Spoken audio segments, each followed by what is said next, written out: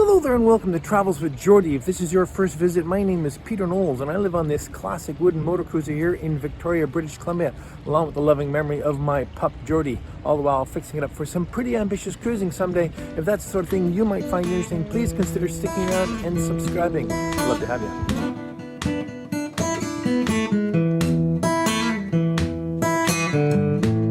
This week was a lot about getting settled into the marina and getting a few things organized aboard. It's a whole new world and I'm loving every minute of it. But it was another great opportunity. We had a couple of dry days and I did get some varnish on the boat, and that's super crucial. Now, these sliding doors, I know, still looking pretty ratty, but because they're ratty, there's no advantage in advancing them when I have very limited weather opportunities. But don't worry, those of you who are concerned about them, they'll get sorted out this winter.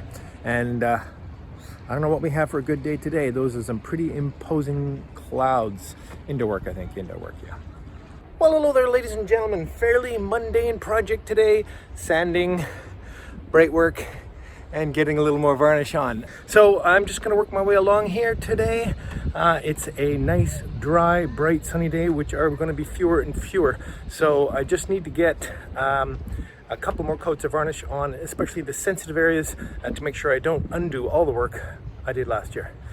All right, just dive in. All right then, the whole side of the boat is sanded.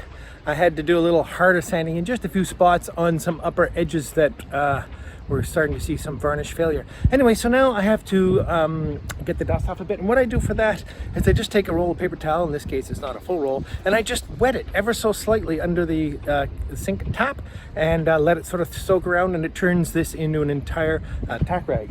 And if I can do this with one hand here, I'll just remove a nice damp sheet, and you can see that it does a lovely job of removing the dust without getting it so wet that I can't varnish in just a few minutes with any luck.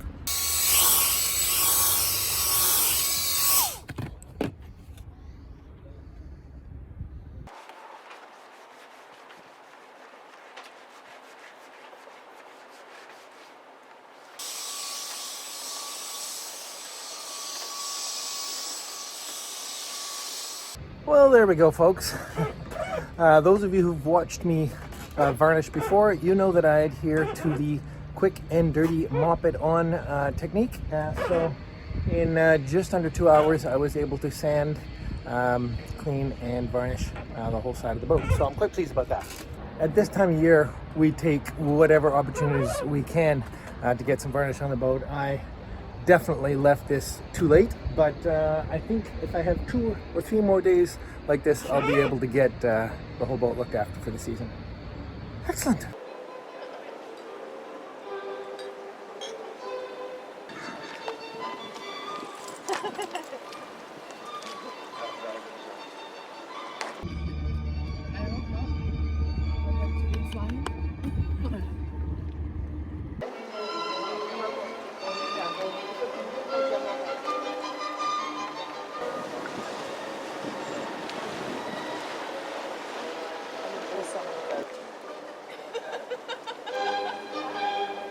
Never a dull moment in the inner harbor. Regular viewers will remember that I bought a LTE router and installed it on MV Zephyrus while we were cruising, and it was the Pepwave Max MK2. Thing is, Lady Zephyrus liked it so much, she said it's hers now, so I've had to buy my own again, which is great. And I actually bought the next model up. This is the Pepwave Max Transit, which is a Cat 18 modem router, and I'm very happy with it. It has 7 antennas on it. How about that? And the remote antenna, in other words the cabin top antenna, is significantly larger and has 7 cables for the 7 antennas. To be fair, this last cruise I've only used it with the little mini antenna sitting here on the helm, and it's worked fine. But in more remote locations the big antenna would be good, and I'm going to install that soon. Again, this is largely the same device, and for those of you who need just a bit of a refresher, this is a LTE modem which simulates a cell phone. In other words, you put a cell phone SIM card in here in the back. In fact, you can put two in case one service is interrupted. It automatically switches over to the next one. And it creates a local area network, both a Wi-Fi as well as a LAN local area network. And it's a really nice box. It does exactly what it says it's going to do. It's not particularly cheap, and there may be better solutions out there. Of course, Elon Musk has a very exciting opportunity, which I don't think really is ready for boats yet. Anyway, just wanted to let you know what I did. If you're interested in these, it's the Pep Wave, and I think they're really quite a nice little box. Well, good morning. With the promise of another sunny day, and it's a bit of a gift because it wasn't in the forecast, I'm going to turn the boat around so that I can get the starboard side of the boat in the sun and varnish that side of the boat as well. But before I do that, I'm just taking some paper towel and wiping off the dew so that the effect of the sun will have more effect drying out the wood rather than just boiling off the water that's already on the surface. So anyway, very promising day. And it's sort of interesting. I'm kind of going to experiment with flipping around anyway and being oriented in the opposite direction here in the marina.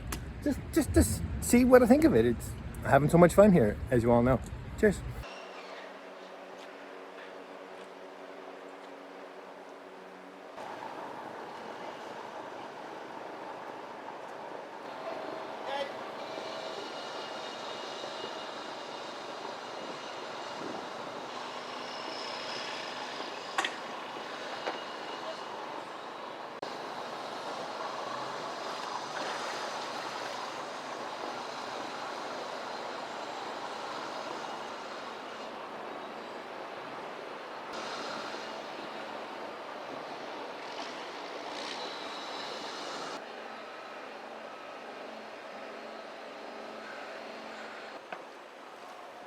Okay, now I'm not going to make even the slightest suggestion that I'm any sort of authority on varnishing. If you've been watching long enough, you know I'm kind of the slap it on technique. But a few tricks I have learned that do make this a lot simpler, and you might find useful if you're at all interested in endorsing my technique. These sanding sponges, cheap as chips, are the ideal sanding solution for when you're just scuffing up a previous coat of varnish to get it to key for the next coat of varnish. And another really neat thing about that is they become a great sanding block for when you need a little more muscle, and in this case I'm using the Abranet discs that we use with the big sander. The big advantage of both of these techniques, I have to find a place where I need to do some of this sanding right about here, so there we go. Much of the sawdust that collects in this mesh, which means I can just vacuum it straight back out again.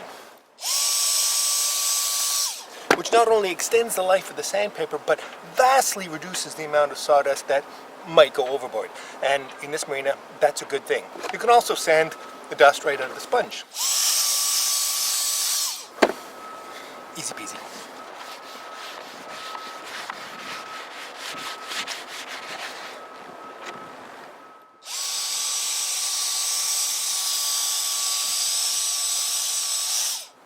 Okay.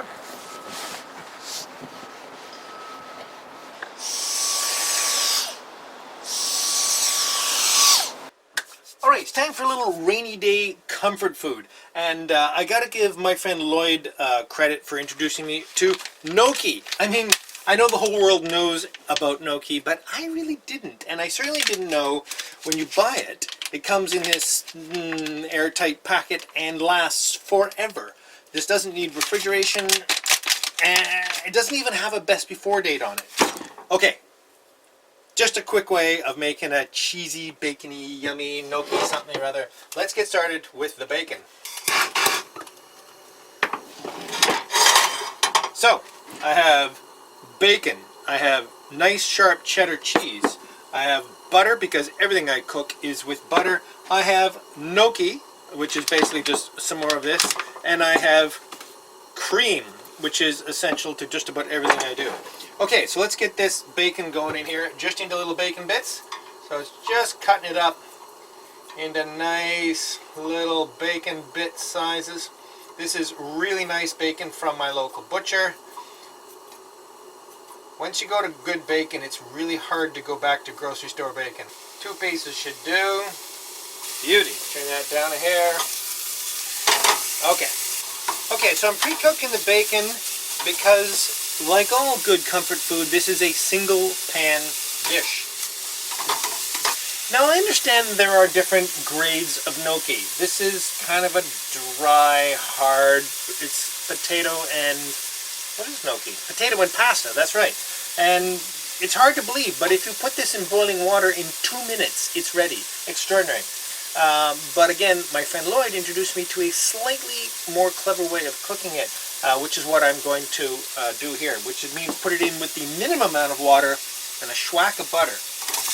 And I do that right in this same pan, right in with this lovely bacon fat after this bacon is cooked. Now again, this is pretty good bacon, so there isn't too much leftover fat. Alright then, so as soon as this bacon is right at that perfect point where it's perfect for you, toss it in a bowl here so it's on the side, and that'll also get rid of the small amount of excess fat that you may not want in with your gnocchi. Alright, let that sit there for just a second, and in goes the butter.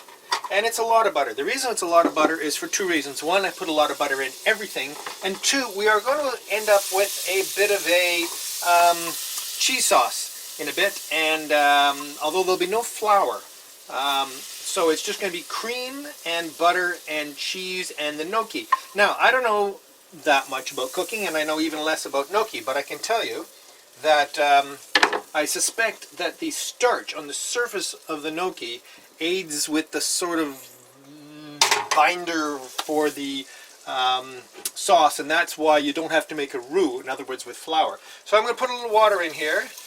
I'm just the magic amount, and in goes the gnocchi. Now, I'm going to fine-tune the water a little bit as this gnocchi cooks. This won't take long, and it'll dry up all the water in the pan. And of course, all that butter is doing wonderful things too. Patience is a virtue. This is the quickest meal you can make, and I'm still impatient. A watch pot and everything?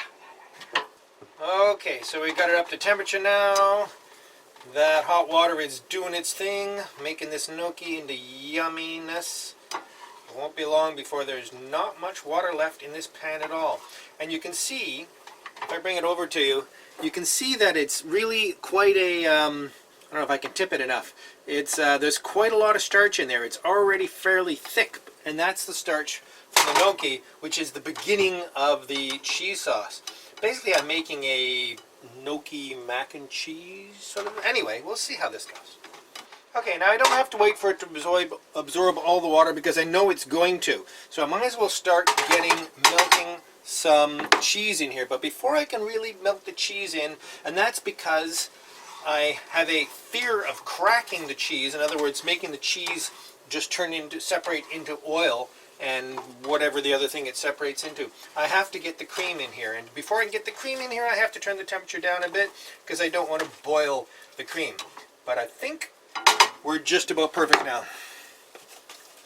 Good dollop of cream in there. Yeah. And now I can start laying in this lovely cheddar. This is a really, really sharp cheddar that I'm quite fond of. There we go. I feel like a bit skimpy, but after all, this is a meal for one. It's not, can't put too much in there. All right, sort of looks like a soup for a little bit. You just wait. Oh yeah, it's getting nice and saucy. Time to put the bacon back in.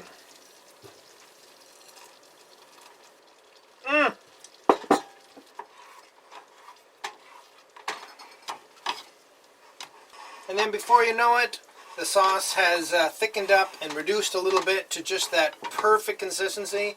You just carry on here on a low heat until you're just thrilled with the consistency, and I am there right now. Let's call that done. Oh yeah. Cheesy, bacony, buttery, yummy.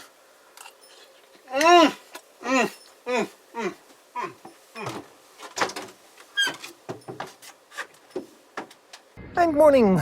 More ongoing efforts to try and catch up with the bright work on the boat. I feel kind of like that fable, the grasshopper and the ant. Is that correct? Basically, the ant works all summer foraging and collecting food for winter, and the grasshopper spends all summer goofing off. Well, I feel a bit like the grasshopper. Anyway, so I think I have enough decent days in the next week or so to be able to wrap up the absolute essential bright work on the boat.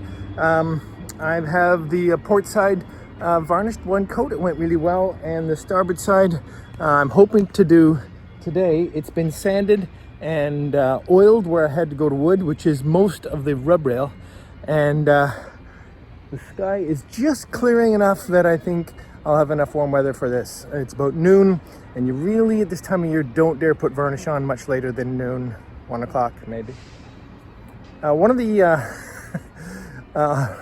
reoccurring features you'll find of episodes in the next little while is bagpipes. Yes, Victoria has a resident bagpiper right here on the corner, and it's pretty much non-stop.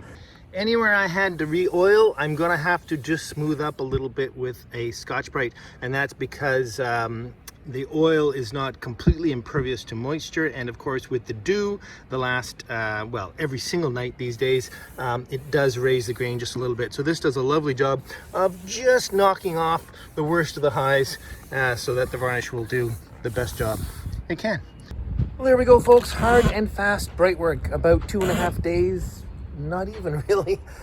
Basically just sand the old varnish, make sure that you sand through anywhere it's gone gray, anywhere that's happened.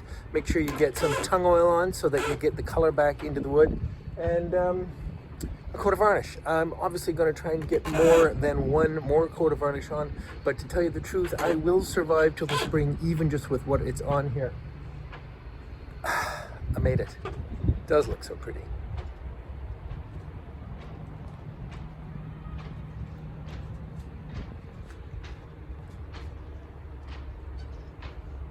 Hello and welcome to the Travels with Geordie Beer of the Week. Again here in beautiful Victoria Harbour.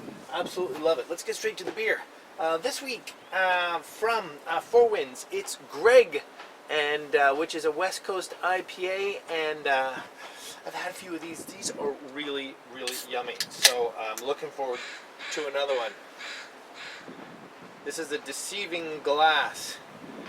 Anyway, what a fantastic day. If you've been following along and you're still here, you'll know that this was a week of varnishing mostly and getting a lot of other little things done. I'm so glad to have got that done, and now I can gear up for next week, which is a proper week of work, getting back to some cabinetry, making some sawdust, things like that. Cheers. Greg from Four Winds.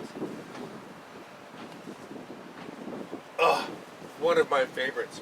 Perfect beer for today. All right, let's jump in with last week's winner of a Travels with Geordie t-shirt, who was Charles Stevens. Charles, get a hold of me, and I'll make sure you get your Travels with Geordie t-shirt. I'd like to welcome aboard two new Patreons, William Betts and Hazen Kent. Thank you ever so much, both of you, and cheers.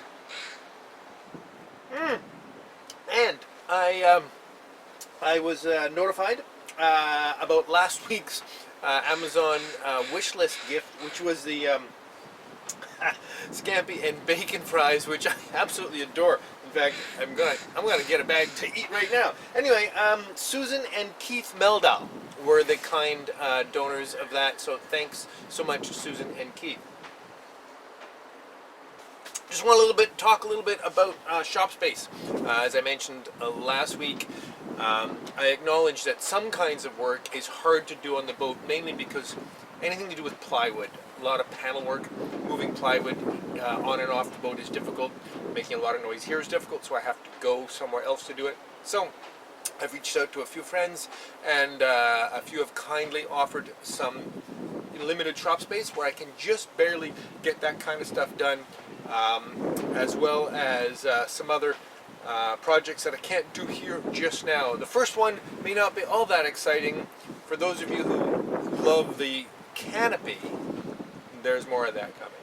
Cheers. And the word of the week is work. Yes, it is, because it's time to get down to work. Cheers. See you next week. scan it first.